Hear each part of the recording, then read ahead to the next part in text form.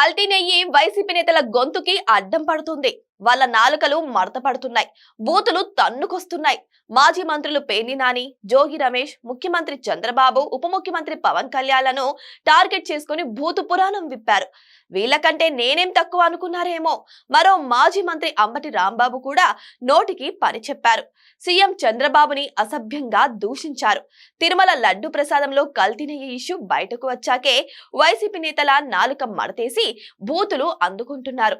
నేరుగా ముఖ్యమంత్రి చంద్రబాబుని, ఆయన కుటుంబ సభ్యులను టార్గెట్ చేసుకుంటున్నారు. వైసీపీ నాయకుల బూతు పురాణం ఆంధ్రప్రదేశ్ ప్రజలకు కొత్తేం కాదు.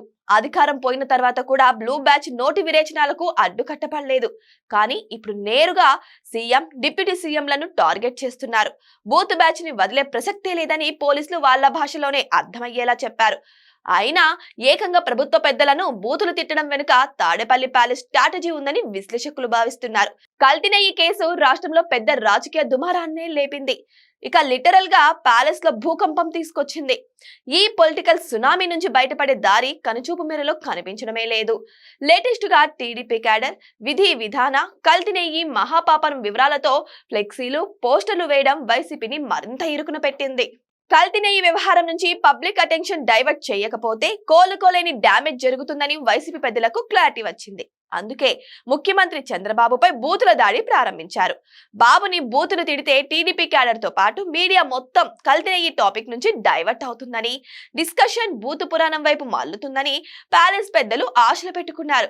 కానీ ఎన్ని డైవర్షన్లు క్రియేట్ చేసినా ప్రభుత్వం నెయ్యి కల్తీ వ్యవహారాన్ని వదిలిపెట్టే సూచనలే కనిపించడం లేదు.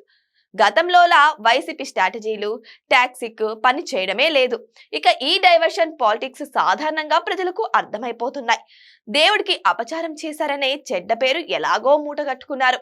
ఇప్పుడు బూతులు తిట్టడం ద్వారా రాజకీయాల్లో ఇలాంటి వాళ్ళు అవసరమా అని ప్రజలు ప్రశ్నించే పరిస్థితికి తెచ్చుకుంటున్నారు వైసీపీ వాళ్ళు.